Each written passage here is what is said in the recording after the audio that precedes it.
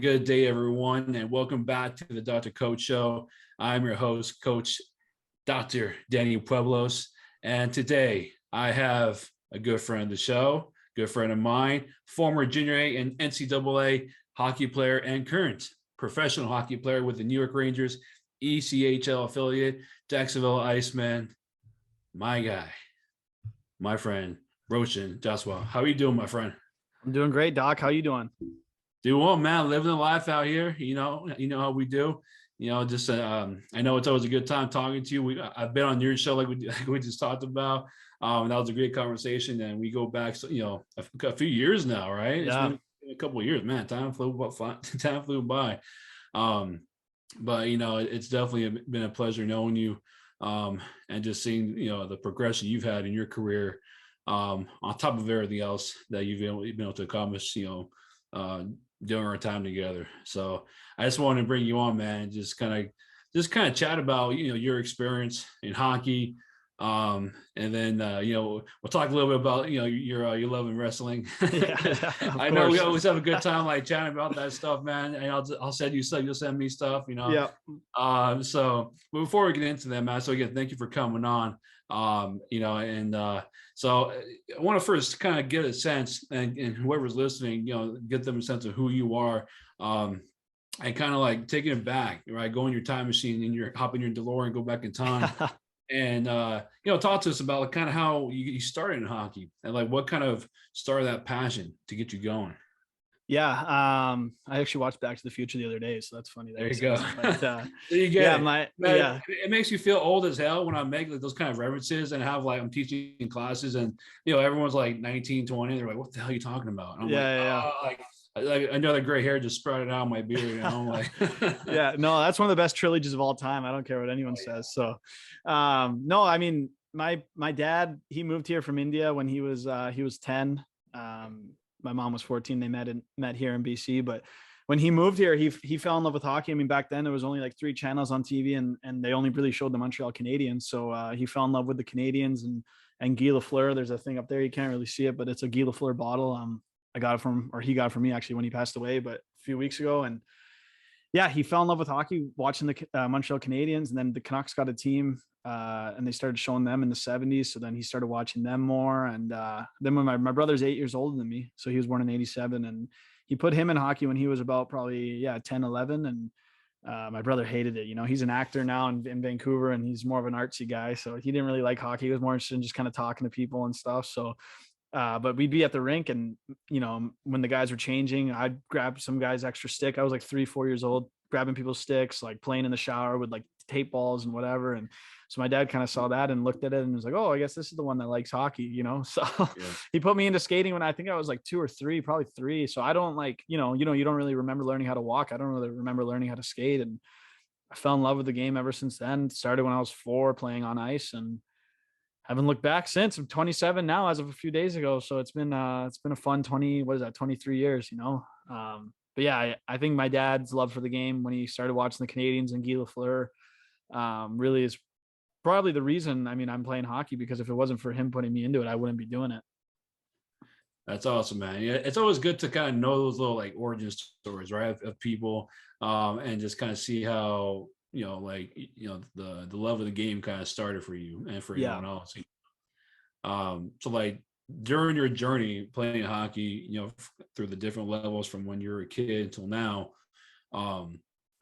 what have been some like notable experiences and even challenges that you remember facing, to getting you to where you are today?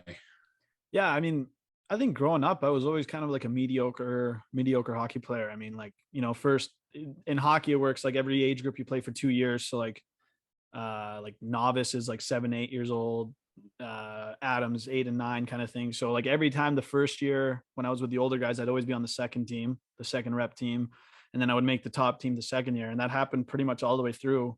So I think it was just kind of, battling away, trying to get better. And then when I was, about 13 years old, I met a coach named Ron Johnson, who is, in my opinion, the best skill coach in the world. He works with a lot of NHL players and stuff. And I started working with him. There was a group of us that started working with him, and I haven't looked back. I mean, I've trained with him. So 14 years now I've been training with him. And he really took my game to another level. You know, he changed the way I skated, to change the way I shot, stick count, everything, you know, kind of revamped me.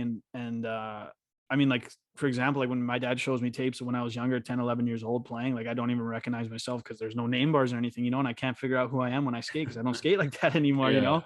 Yeah. Those are grainy videos too, but you know what I mean. Sure.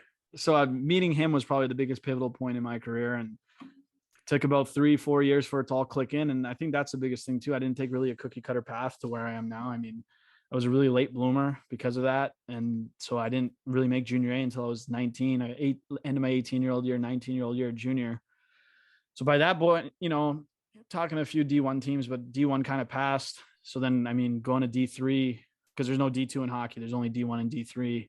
Okay. Ended up having to go D3. And, you know, not a lot of guys go pro out of D3, but we can get into that a little bit later. I had some trials and tribulations in D3 too, with the coaching change and everything. But, you know, just going through constantly being cut or constantly being told, okay, you're not good enough to play now. Keep trying, keep trying. I think going through that from a very young age up until, you know, even recently, it just getting through that and grinding through that has shaped me as a hockey player, but also probably shaped me as a person too. That's awesome. Yeah, because and I know it's something that, you know, having worked with you and, you know, we talked about, you know, our guy Pat Bedell and helping you out, you know, just kind of get to know you hockey guys. Because, like, I'll be honest, I didn't grow up watching hockey.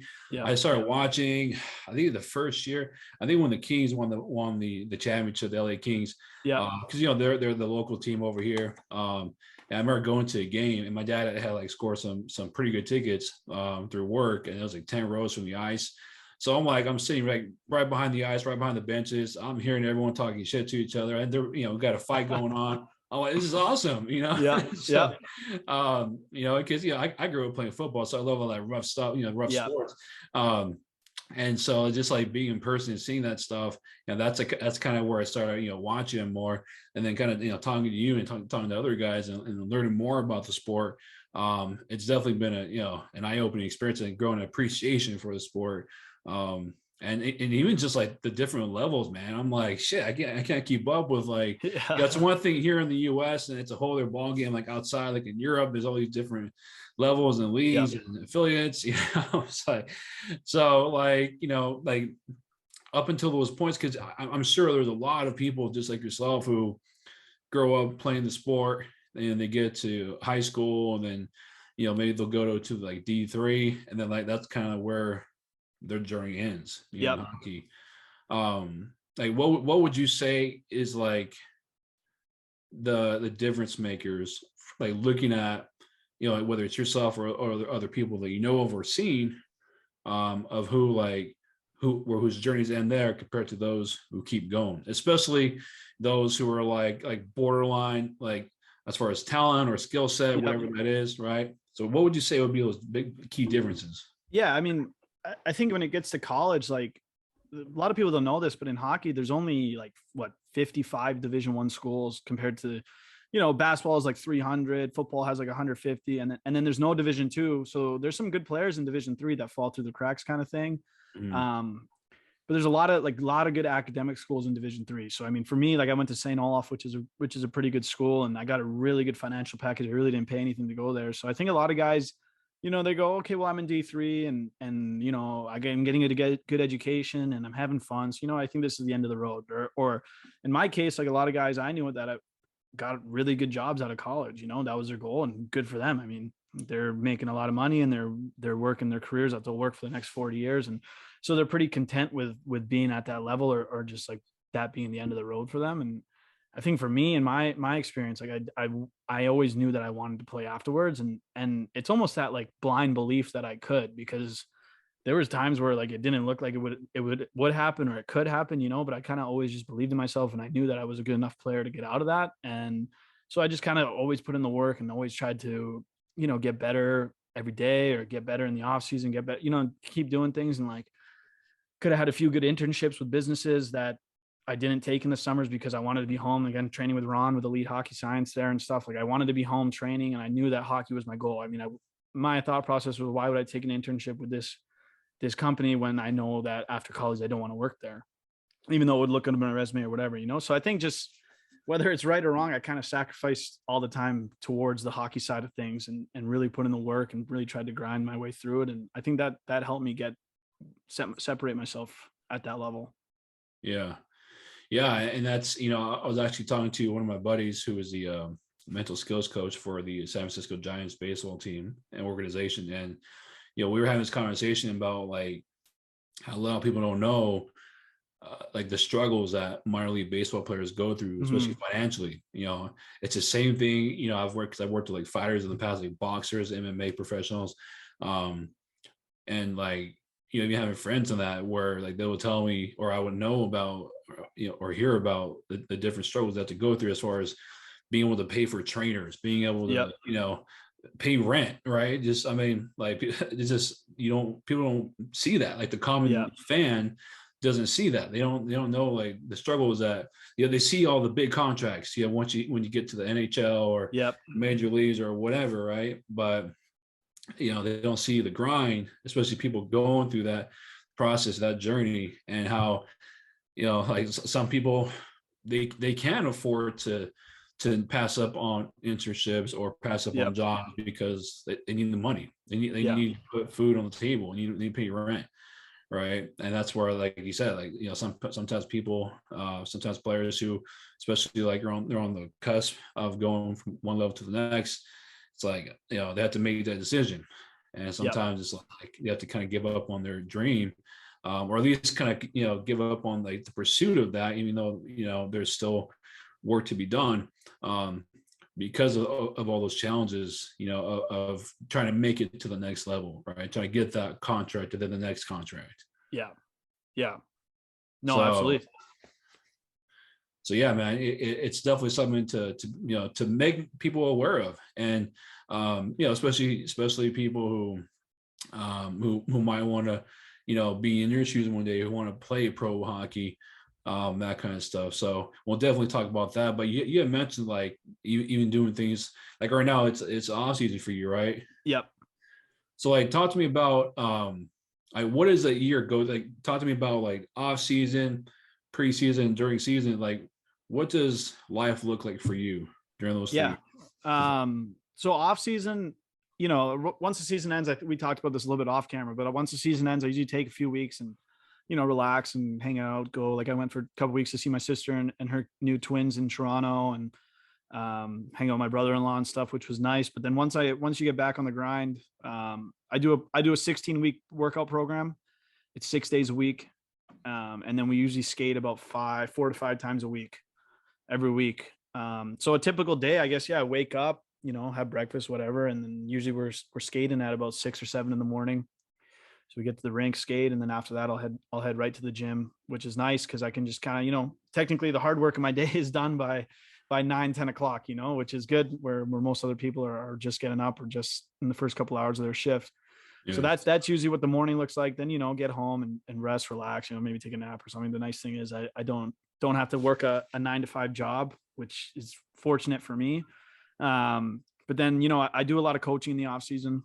I run camps like back home now. I train and I coach with Ron, the guy I talked about earlier, Ron Johnson with Elite Hockey Science. So we coach a lot of elite young kids, and I'll run some camps out of town, like in Minnesota. That's where I went to college. I'll run camps in Minnesota and stuff. So a lot of coaching in the off season, which I like because it obviously you get paid for it, but it keeps me in the game. It keeps me learning. I do have a really big passion for coaching, and it's something that I probably want to do when I'm done. And so I think that's good for me to constantly evolve as a coach and get better as a coach. But, in terms of off-season training, like I try to like do a lot with my, a lot of guys will work out and skate in the morning, which I used to do, and then just be done for the whole day, where I try to get things in later on, whether it's shooting pucks or stick handling or doing a run or doing, like if my hard workout's done in the morning, maybe a lighter workout later on, because I have a calendar that's on my wall over there that every day I just put a yes or a no. And the yes is, did I get better that day? Yes or no. And if it's a no, that's okay. Some days you can't have 7 yeses a week. No one, that's an unrealistic expectation to have for multiple weeks in a row. But if I have at least 4, 5, 6 yeses, that's a good week in my opinion. And then you need the days where you just relax and hang out with friends and whatever, right? So then maybe that's a no day. But that's really something that keeps me. I started doing that a few seasons ago, probably 2-3 off seasons ago. And that's something that keeps me accountable because, at the end of the week, I can tally my yeses, or at the end of the month, I can tally my yeses and be, okay, you know what, we got better this week, or we got better this month, or, oh, you know what, we're not doing what we need to be doing right now. And we need to, get into gear. So that's something that I really try to do in the off season now too, is keep myself accountable and keep working hard. And then you move into preseason. Preseason is a lot more team oriented stuff. You're at the rink in the morning, practicing, working out, and getting ready for the season. So that's, mostly team based. But the thing with being a pro now is, like, in college, you have no time, like you wake up in the morning, you go to class for 4 hours, and then you grab a quick lunch, and then you're at the rink for 3-4 hours, and then you grab dinner, and then you're studying, like you're in the library. And so, like, your days are just jam packed. But as a pro, I mean, you're in the morning, you're at the rink, you practice maybe at 10, so you're at the rink at 8:30, and then you maybe get a workout in after if it's not too close to a game day or whatever. And your day can be done by 12. So a good coach of mine this year kind of told me, he's like, what are you doing with the rest of your day? That's where you can separate yourself. And I really tried to do stuff away from the rink, even if it's vision stuff or like mental stuff, meditations, visualization, stuff like that, anything, or even getting extra work in or stretching, whatever. Like, a lot of guys don't do a lot of stuff at the end of the day. And I think during the season, that's something that I really tried to apply this year, and something that I'll definitely apply more moving forward, is getting more out of my day every day. Yeah. Yeah, that's awesome. Yeah, and that's what makes a difference. Is the extra stuff, the stuff that, because you've probably seen it where there are athletes who they'll go to practice, they'll do the drills, Yep. and then they'll go home and that's it. It's Yeah. the very bare minimum. And it's not common to see those kind of players kind of move on. It's the ones who wake up earlier, the ones who are, first in, last out, the ones who are doing the mental stuff like you talked about, right? Yeah. I know we've done some work together, but like, and speaking of that, and thank you for sharing, that the different aspects of your kind of year, but like, speaking of the mental game, right? What would you say would be like common situations in which the mental game kind of influences your performance, for better or for worse? Yeah. I mean, in hockey. Yeah. I mean, I think me and you, quick shout out to you. I think a lot of the work we did in the past has helped me a lot mentally, because physically we're all there. There's guys that are better in shape than other guys and whatever, but physically you're there, skill wise you're there.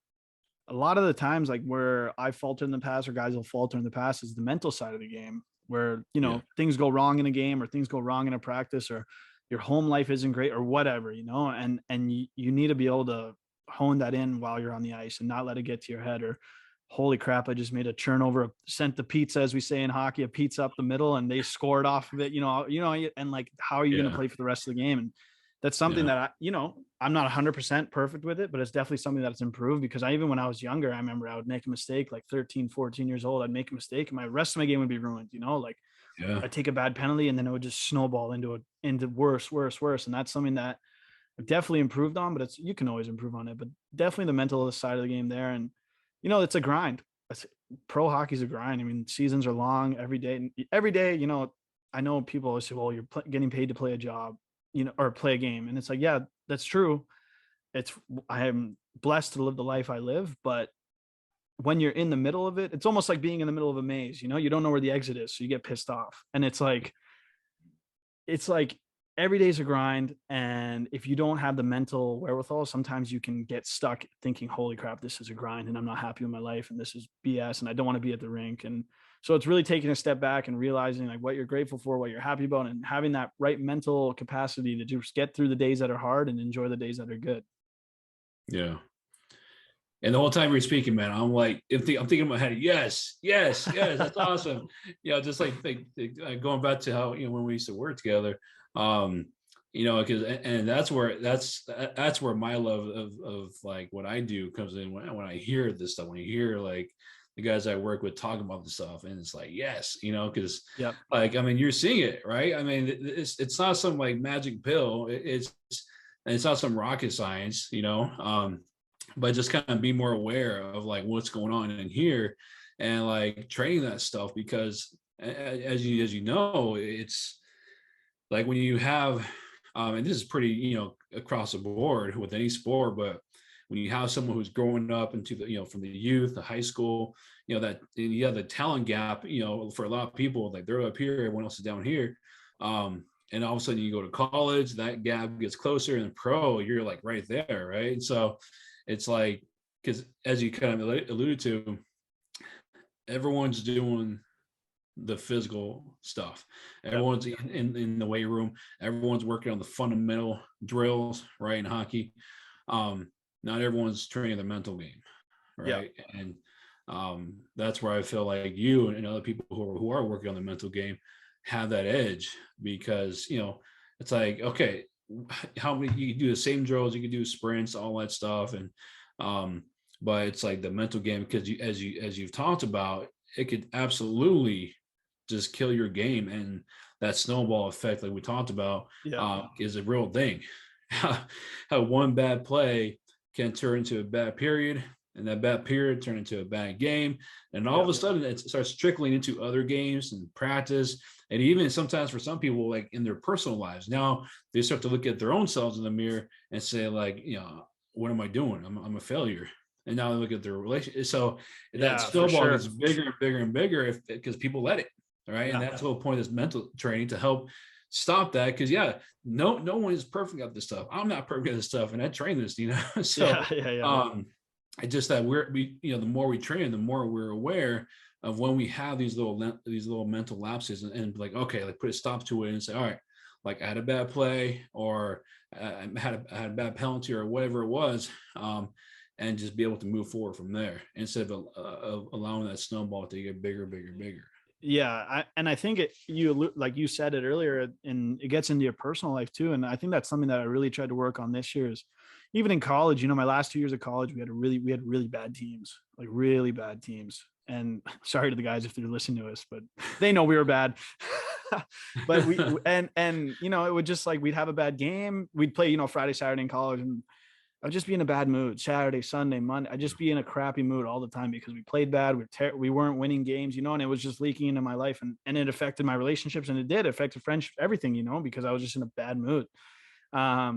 And I think it's hard not to. I mean, everyone with their careers, whether you're a lawyer or whatever, like if your work's not going well, a lot of people let it seep into their lives. And when hockey's not going well, I used to let it seep into my life a lot, and I still do sometimes. But I think it's hard to separate the two and go, okay, well, I had a bad day at the rink. That doesn't mean I have to have a bad day at home, or that doesn't mean I have to have a bad day for the next 20 hours of my day, whatever it is, And that's something that I Yeah. really, really tried to separate myself from, is just because I'm having a bad day at hockey or at my job doesn't mean I'm having a bad day for the rest of the day.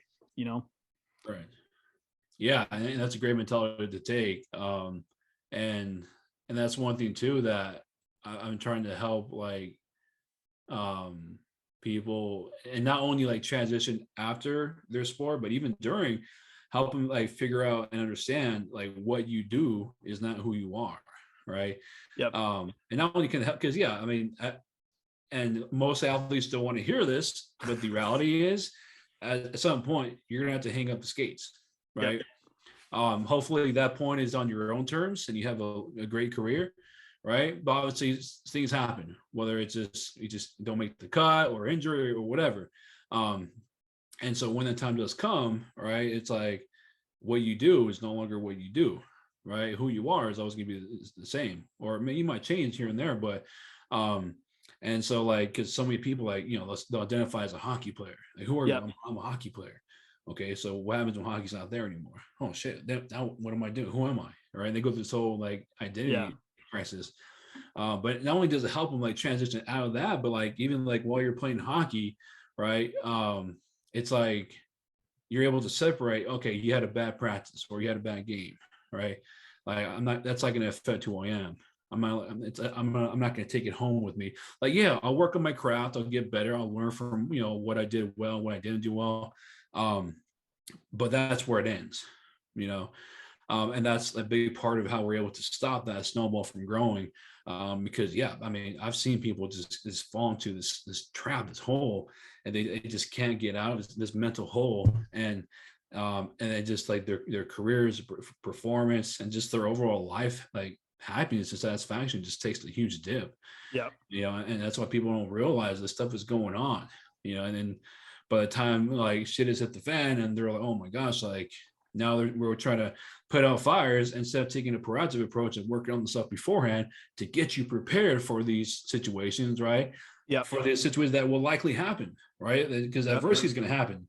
And like, I know I've worked with like even goalies in the past where like, man, I can't tell you how many like just the frustrations that they tell me about, as far as like on themselves, as far as like letting the pucks go by, especially like if it's an easy goal, but even like their teammates, like the guys in the back on defense, just letting them go by and just get an easy shot on them, So it's just like there's so many frustrations, and I know there's even like the different positions, like what position do you play mostly? Defense. Yeah. Okay, so like what I'm talking about. Yeah. I mean, I don't know if your goalies ever got pissed off at you or vice versa, but it's like you look at the forwards versus defensemen, the goalies, right? Like I'm sure the different positions will have their different, like although similar, kind of like different challenges, huh? Yeah, I mean, I always joke as a forward, you can make a mistake, and the other team still has to go through your D and then go through your goalie. As a defenseman, you really shouldn't make mistakes, but you do. Obviously, it's a game of mistakes. But when you make a mistake, you still got your goalie there to bail you out. But goalies is tough because if you make a mistake, it's in your net. It's there's nothing there other than your posts, maybe if the guy misses a shot. But if you make a mistake, it's in your net. So I think goalies have it the toughest mentally in any sport, really. I mean, it's hard because you got to let that go in any position. You got to let your mistake go and move on, learn from it and move on as fast as you can. Right. But it's definitely tough. Absolutely. So now if we have someone who's listening right now, who's watching, and, they want to break in and have a successful career in hockey, like what is some advice you would tell them? I think, as a young kid, just things I preach as a coach when I coach the younger kids is, obviously work ethic is important, but you need to work hard. If you're not working hard at anything, you're not going to make it anywhere. That's an obvious one that coaches always say. It is important to say, obviously, but work. I think the biggest thing that kids are moving away from now, sometimes, especially in hockey, is actually working on things that are going to get you to the next level. Like Instagram now, you see all these drills in every sport, like doing coaches making kids do random things and twirls and pick the puck up and, all this stuff, but it doesn't do anything. Like that, you're never going to do that in a game, So I always call it, well, Ron and I always call it relevant skills, like doing relevant skills to what is going to help you improve. And that goes to the gym, that goes on the ice, that goes anywhere, like, and another big thing too is like, as a kid and even as a pro or whatever, like you're at the rink as a pro, you're at the rink maybe 3-4 hours, right? As a kid, you're maybe at the rink for an hour because you have an hour ice time. And it's not like, in Ontario and Minnesota and stuff in the winters, you can jump out on the pond. That's great. But in places like Vancouver, where I'm from, you only have your hour 15 of ice. And an hour is what, 4% of your day, technically, I guess, out of 24 hours, right? So what are you doing for the rest of that? And rest of that 96 hour or percent to get better? And it's little things like, are you sitting there playing Fortnite for 10 hours instead of, are you working on things at home, stick handling, shooting pucks, working on your vision, when your dad's driving you around, are you working on your vision, looking around and stuff like that? I think it's just every kid is going to the rink and getting his practice in. It's what are you doing away from that you can really, separate yourself. And then as you get older, I think the biggest thing too is, a lot of us aren't getting recruited. A lot of, other than the top players, don't have agents, stuff like that at a younger age. So like being an advocate for yourself, getting in front of coaches, sending emails. I used to send emails to every, like in my last few years of juniors, I was sending emails to every college. And then my last year of college, I mean, this was before I was working with Pat. I put together a highlight tape. Like, people used to laugh. In my senior year of college, I was just like in class, I wasn't even paying attention to the professor. I was just cutting tape, like I'd be in the cafe at school, cutting tape, putting together a film. I put together like a 10-minute highlight tape. And then then after that, I had to find, pro clubs don't just have their emails up. So I literally went to, say, the Kansas City Mavericks. That's where I signed my first contract. Like I went to their website and the coach's name wouldn't have an email, but the I don't know, the vice president or the president of sales would have their email up, and it would be like k.pope@kcmavericks.com. So I would use that formula and take the coach's name and put K dot whatever his last name, and then fire off an email. If it fired back at me, okay, I got to try a different one. And I went through all like 28 teams and found all their emails like that. And some were easier to find than others. And then I just sent out my tape, because a lot of times you got to be your own advocate, especially if you don't have an agent or an advisor. And sometimes even when you do, because, these agents, especially the bigger ones, have however many clients. And if you're not in the NHL, you're not that high on their totem pole, So I think being an advocate for yourself and really putting yourself out there and doing the work to get yourself out there and get noticed. Yeah. Yeah. I mean, that's awesome advice. I mean, not only in hockey, but I would say I would say most sports, what you just shared there. Yeah, especially if you're trying to get noticed, right? Because I know for me, like when I was coaching with a college basketball team over here, we would go recruit. We would have like, we would look at the big teams, the successful teams around the area in the high schools, and look at, those girls. But like we've had a couple of girls that just came out of nowhere. And they were like, why the hell? I mean, and now we see, what the hell they were doing, what they were accomplishing. We're like, where the hell were you? Where did you come from? Like, why weren't you being recruited? Oh, it just, our team wasn't very good, So I just kind of flew under the radar, And so, like just whatever situation that is for that person, like you said, you have to be the advocate for yourself. And this is why I tell people, even like with any career, I tell people like networking is key, and putting yourself out there, like get on LinkedIn, for instance, and like that's a huge networking tool. Like just reaching out to people and like basically doing what you did and like mass emailing, mass messaging people. And it's kind of something I learned when I was in sports business, is like you can't be afraid of the no, right? Yeah. Like the worst that's going to happen is right now. Like worst case, okay, well you just don't get a response, or you get a no, okay. Yeah. But it just takes that one yes. It just takes that one yes to make that difference, and you don't get the yeses without the nos. Yeah, I mean, I'm sure your wife's listening to this, but when you remember being young at a bar, when you're America's 21 and Canada's 19, like you're looking at a girl and you're like, oh man, like I really want to go talk to her. And the longer you psych yourself up, you never do it. But the worst thing that can happen is you go up there and she says, I want to talk to you. Okay, great. Then you move on, And you're back to where you started. Exactly. And it's the exact same thing that goes into getting your name out there to coaches and stuff. Make a call, make a text, shoot an email. Like worst case, they don't reply. Second worst case is they just say, we're not interested. Okay, great. At least I tried, So I definitely think kids, I noticed that when I coached, who are very afraid to speak out or step outside the bounds and go introduce themselves or whatever. It's like, you know what, just come. Because now you're going to, for example, for me, like I sent out a bunch of emails and a few teams got back to me, a few teams didn't, a few teams said we're full.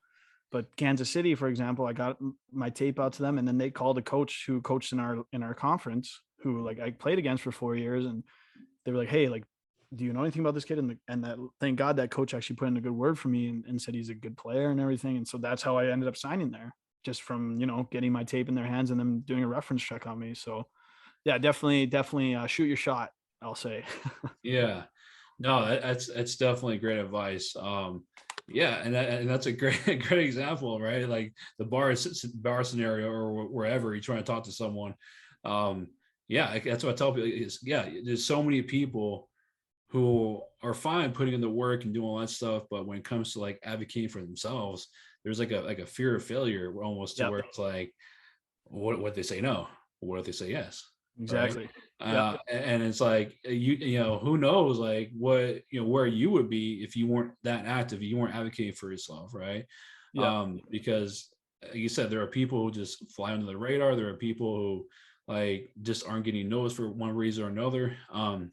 That it takes a little bit more work to and all of a sudden they're like, oh, like where has this kid been, where has this guy or girl been, and I see it all the time. And like you said, the whether it's a job or career or whatever it is, like relationships, you want to go talk to someone you're interested in. Like I tell people, the worst case scenario is right now. Like wherever you are right now, that's worst case scenario. Like, okay, they say no or they don't respond at all. Guess what? You're right back where you started. So instead of having that regret later on, saying, what if I would have reached out? What if I would have at least tried it? Having, looking back and said, hey, Even if it didn't work out, you're saying like, hey, at least I tried. At least I Yeah. tried, and I can live with that, right? What I can't live with is that what if, that regret, right? And that's why I tell people, like, whether it's a career, whether it's starting a business, going after someone you're interested in, like, go for it. Like, that's one thing I've learned in my time is just like, you can't be afraid to make those, those decisions or those leaps of faith, right? And because like that's where I can't tell you how many times I've just built relationships and gotten like career opportunities just from advocating for myself and being active, Yeah. right? Because some people think that you have to you sit on your hands and wait for people to come to you. That's not how it works. But some people Yeah. get lucky, but most people don't, right? 100%. You have to be active and out there. So I definitely appreciate you sharing that. Now, outside of hockey, okay, what are some things that you love to enjoy? I know you love. We talked about wrestling. Yeah. So like, what are some things that you love enjoy doing or watching? Yeah, I mean, yeah, pro wrestling is definitely one of them. I mean, people always give me crap for it. I'm like, oh, it's fake, right? And it's like, well, yeah, I do, but don't say that out loud, But yeah, I Yeah, do. we don't But use the F word. Yeah, yeah, yeah, yeah, exactly. But it's like, it's every show I watch is fake. If you think about it, every yeah, drama I watch on TV, any comedy, any TV show I watch is technically not, but I enjoy it. It's an escape for me. And it's, I think it's one of the best art forms. You just sit there when wrestling's done right. It's unbelievable. Like for example, when Stone Cold came back at WrestleMania this last year, that was, I had 12 buddies over who don't watch wrestling anymore, and they were all going crazy. It's like, yeah. and I mean, wrestling in the '90s, it's like folklore now. It's like legendary, obviously, and I don't know if it'll ever get back to that level, but wrestling is definitely something I enjoy, and something. I mean, I would love to go into wrestling when I was done playing, to be honest. So I'll see if I can make that work, or There you if I go. can get some contacts for someone. Maybe I'll have to start shooting my shot with the wrestling business when There I'm you done. But go. yeah, no, wrestling, I Take definitely your own love. advice and just shoot your shot, right? Exactly, Why the hell exactly. not? Yeah. Also like coaching. I think I talked about coaching. I love coaching. Coach a lot in the off seasons. I run some camps, like I said, in Minnesota, and even in college, like I would coach a team every year on top of playing. I would run a camp in the fall and the spring in the town that my college was in. And it's definitely a passion of mine that I definitely want to explore after I'm done playing. And those two things are probably my two biggest hobbies outside of hockey. I guess coaching is kind of within hockey, but and then all the other things, enjoying hanging out with friends. And Vancouver's a beautiful area, as and being on the West Coast too, hiking and all that kind of stuff, being outdoors and doing all that. So I mean, that's pretty much stuff I'm into. I love it. Yeah, one of these days, because I told my wife I want to. We plan on taking a little road trip, like up the coast, up the Pacific Yep. coast, West Coast, and going all the way to Canada. So I might have to hit you up, man, to Yeah, see absolutely. what's up. And No, Vancouver's beautiful. I mean, I never realized it until I really moved away, because I moved away to play in Ontario for juniors, and then living in Minnesota, which is just flat and cold, obviously. So I remember the first summer coming home after my first year away from home, and just driving on the highway, and you look and the mountains are just huge in the background, the ocean's right there. I'm like, and that's when I really, really started appreciating living, being born and raised in a place like this. It's unbelievable. yeah. Yeah, and going back to wrestling, man. Like I'll be honest, I don't watch it anymore, but man, I was so into it back, like you said, in the '90s. Yeah. Like my guy, like I wear like the Rock's gear Yeah. all Yeah.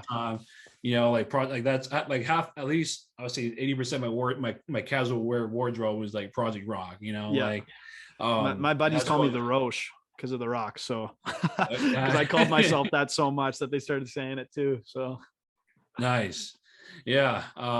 Definitely. That's why every time something will come up, I know like when Stone Cold had his little trailer, I guess, or the talk before yep. the fight, I sent it to you. Well, check Yeah. this Yeah. out, man. I'm like, all the childhood, love I have for wrestling back then, with it kind of came back. So that was pretty cool to see that. Even like with the Rocks, I don't know if you've seen this show, Young Yeah. Rock. Young Rock. Yep. Yeah, so like just seeing that stuff, like I know they had an episode a couple weeks ago with like you see Stone Cold, you see Undertaker, Yeah. you see all these other like guys when they first started.